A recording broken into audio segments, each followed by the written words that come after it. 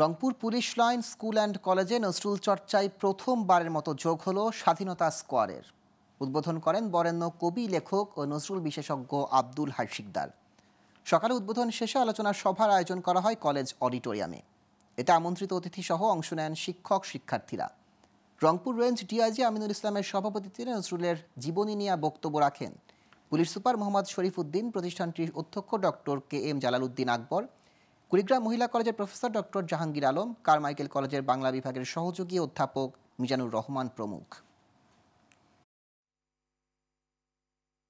আমরা কাজী নজরুল ইসলাম চর্চার বিষয়টাকে আমরা আমাদের অবস্থান থেকে দেখেছি এবং আমরা চাই যে সবাই অনুপ্রাণিত হোক এবং কাজী নজরুল ইসলামের যে বিপ্লবী এবং স্বাধীনতার জন্য যে তার যে অসাধারণ স্পৃহা, এটার দ্বারা আমরা সবাই যেন আলোকিত হই, আমরা যেন এনলাইটেড হই। বড় কবি আমাদের সাহিত্যে অনেক থাকতে পারেন, কিন্তু নজরুল হলো এই বাংলাদেশের সত্যিকার আত্মার যে জগৎ, তার যে চেতনার যে পৃথিবী, সেই পৃথিবীর নায়ক, মহানায়ক এবং প্রতীক।